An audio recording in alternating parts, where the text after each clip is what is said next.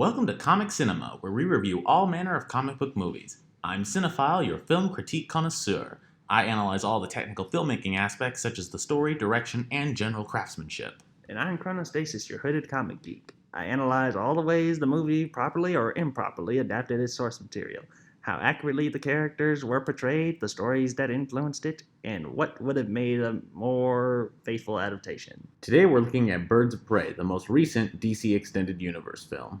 It would have been more accurate to call the movie Harley Quinn and also the Birds of Prey are there. Somewhere. I don't know. I don't even read comics and I agree with that, but let's take this one step at a time. The film stars Margot Robbie, returning as Harley Quinn after her appearance in that cavalcade of sounds and colors masquerading as a real movie. I mean, Suicide Squad. Basic research will tell you that Harley Quinn was the best part of Suicide Squad, so it only makes sense to make her the star of the next one, and also making sure that Jared Leto gets kicked to the curb while he still has the chance. Also, quick disclaimer, if you're a fan of Jared Leto as an actor and Zack Snyder as a director, this might not be the video for you, so you might want to move along. But that is for another day. Let's start with the story. Now this is a story all about how my life got flipped, turned upside down. The story concerns Harley Quinn, fresh off a breakup with the Joker. Because she's no longer under his protection, tons of criminals begin to emerge from the woodwork to get payback for all the horrible things Harley did to them. This takes up about the first third of the movie. After that, alright, bear with me here. A young neglected pickpocket named Cassandra Cain steals a diamond from her crime boss known as Roman Sionis. This diamond apparently contains secret codes to offshore accounts owned by a deceased crime family known as the Bertinelli. Sionis hires Harley Quinn to find Cassandra and bring the diamond to him. All the while, a detective named Renee Montoya and her undercover informant Dinah Lance investigate Sionis, as well as a series of mob murders by a crossbow vigilante. This vigilante being Helena Bertinelli, the last member of the Bertinelli family, seeking revenge on the mobsters who killed her family for the diamond. Whew. To sum up the roster, it's Harley Quinn, Black Canary, Huntress, Renee Montoya, Black Mask, and Cassandra Cain. Something you probably noticed very quickly from that summary is that there is a lot going on in this movie. That's about the most truncated version of the story I could get across. But what's ironic is that there's a ton of movement and story beats happening, but the central plot is still pretty basic. A central MacGuffin that drives everyone forward and everyone wants it. There's not really many surprises and twists in the story, and it pretty much goes exactly where you'd expect. The story takes a lot of cues from a Batman and Black Mask comic known as War Games. When a girl named Stephanie Brown, who was Robin at the time, for some reason people don't think it's canon, but it happened. Where was I? Oh yeah.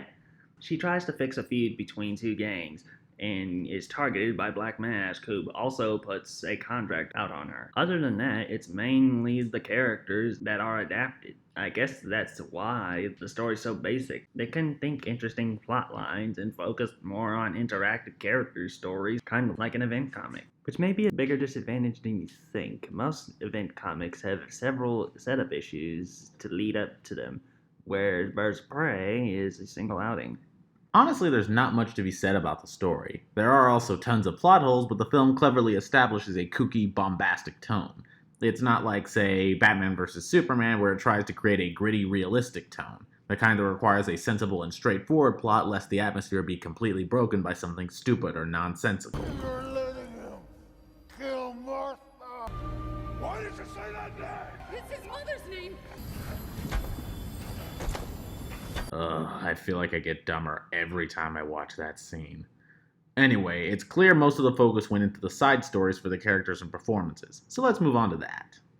Speaking of which, where the fuck was Batman? A two-way trick. She wasting up your characters. They talk about Birds of Prey already started strong with a powerhouse cast. Margot Robbie, Ewan McGregor, Rosie Perez, Mary Elizabeth Winstead. You know, that actress that always puts in way more effort than is usually required and ends up being hugely entertaining as a result.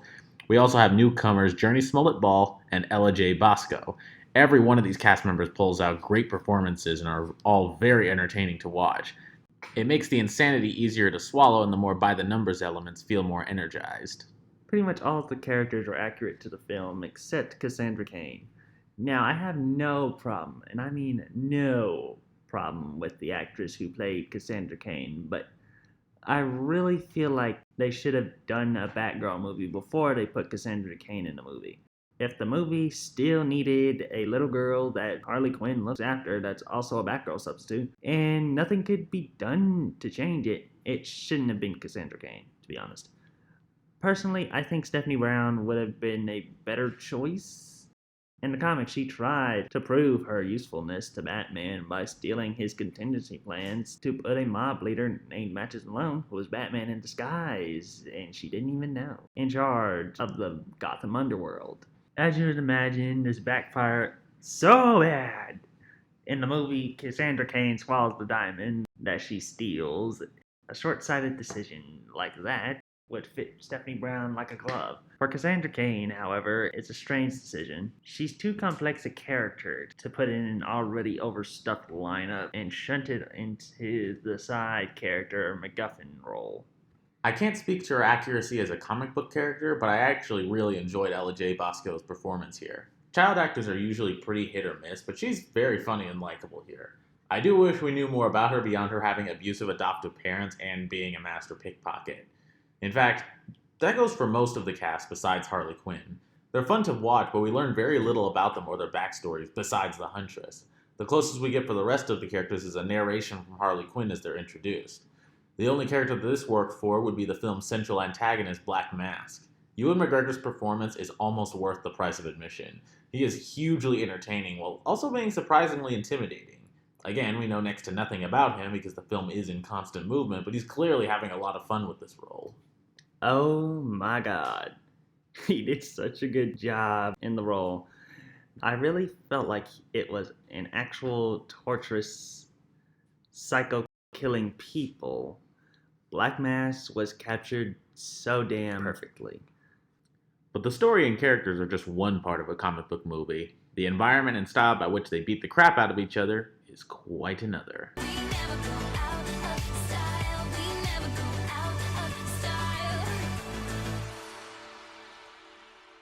The first thing I noticed about this movie in terms of style is that there was a much clearer vision for the look and feel. It shares a lot in common with Suicide Squad's tone and style, but feels more competently directed.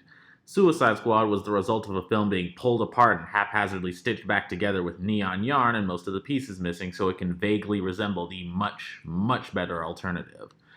There was never any pacing or sense of flow to it, but I digress. In Birds of Prey, the execution is much clearer. There is a lot going on in this movie, and it does tend to jump back and forth in time. Like at one point, Harley has this big fight scene in a police station, and we're not given any context until after the fight scene is over. And it takes a good 10 minutes of screen time devoted to exposition before we learn how Harley got there. But it works because it's told and narrated by Harley Quinn, so it's only natural that the film would have the same anarchic style as its central anti-heroine. As for the action scenes, they're all pretty well done. They're well shot, well choreographed, and they use the settings and environment to their advantage. On top of that, it's beautifully filmed with gorgeous cinematography. There's a moment where Renee Montoya is investigating a murder by Huntress, and we see her walking around explaining what happens as it happens in front of her, blending flashback with the current exposition. Little touches like that give the film heaps of personality. Overall, this is one of the most beautiful comic book movies I've seen. Although, something I noticed quickly is that there's very little of the characters actually interacting together. They have some pairings here and there throughout the movie, but until the final battle, they're mostly separated. Even if they don't fight together, having them not interacting for most of the film feels like a missed opportunity for much needed character development, especially for Black Canary or Huntress or Renee Montoya. Actually, it is a little ironic that Huntress has the most backstory out of all of them, but also like the least amount of screen time. Surprisingly, though, Black Canary was incredibly accurate to her comic book counterpart, despite the limited screen time. In the comics, she was one of the best DC fighters in canon, even capable of giving Batman a run for his money. Also, am I the only one who thinks Renee Montoya and Huntress are going to end up getting a spin-off involving Batman or Catwoman? In the future installments, they should have Black Canary and Green Arrow meet, as they're one of the most popular DC couples. You can take yourself out of this existential nightmare! Overall, despite its lack of focus and an overstuffed palette, I really enjoy and highly recommend this movie. It's got its flaws, but the strong points are so good that it makes it worth it. After disasters like Green Lantern and Catwoman and Justice League and Suicide Squad and Batman vs. Superman... Okay, we don't need to go over all their failures or we'll be here all day. Well, after all that, it's nice that the DCEU is starting to make a turnaround to more bombastic and entertaining stuff like Aquaman or Shazam. Movies that maintain a sense of color and excitement while still feeling like a separate entity from the MCU. And now, with a greater focus on properly adapting these beloved characters, it feels like they're finally making movies that please everyone and leave us satisfied instead of leaving us angry, bitter, and disappointed. As a film, I give Birds of Prey a 7 out of 10. And as an adaptation, I give Birds of Prey a 7.5 out of 10. I'm Cinephile, And I'm Chronostasis. and this was Comic Cinema. Comment, like, subscribe, etc. And Excelsior, true believers!